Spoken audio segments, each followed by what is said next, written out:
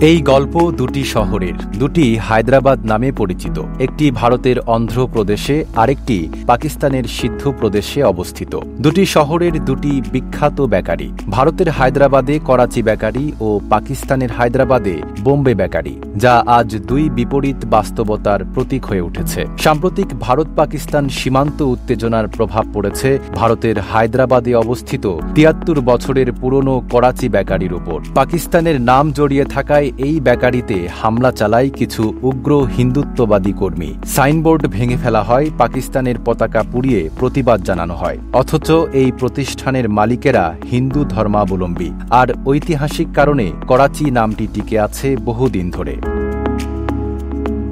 এমনকি ২০১৯ সালেও বেঙ্গালুরুতে করাচি বেকারির একটি শাখা তাদের সাইনবোর্ডে করাচি শব্দটি ঢেকে দেয় একদল প্রতিবাদকারীর চাপে। একজন গ্রাহক টিআরটি ওয়ার্ল্ডকে বলেন, এটা খুবই দুঃখজনক। ভাঙচুরকারীরা ঘৃণায় এতটাই অন্ধ যে তারা করাচি বেকারিতে আক্রমণ করেছে, যদিও এটির মালিক একজন ভারতীয়। তবে এই পরিস্থিতির মাঝেও কিছু গ্রাহক বেকারির প্রিয় কেক কিনে তাদের ভালোবাসা এবং আনুগত্য দেখিয়েছেন। তারা বোঝাতে চেয়েছেন যে ঐতিহ্য ও স্বাদ রাজনীতির ঊর্ধ্বে।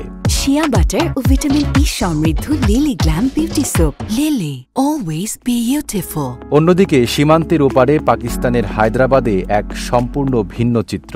শতবর্ষ প্রাচীন বোম্বে বেকারিতে যুদ্ধবিরতির পরদিনও দেখা গেছে মানুষের লম্বা লাইন। বাদাম, চকলেট ও কফি কেকের স্বাদ নিতে মানুষ ছুটে এসেছে এই বিখ্যাত বেকারিতে। ১৯১১ সালে হিন্দু ব্যবসায়ী প্রহ্লাদ রায় গঙ্গারামের হাতে প্রতিষ্ঠিত এই বেকারি আজও টিকে আছে ঐতিহ্য, ইতিহাস ও সম্প্রীতির নিদর্শন হয়ে।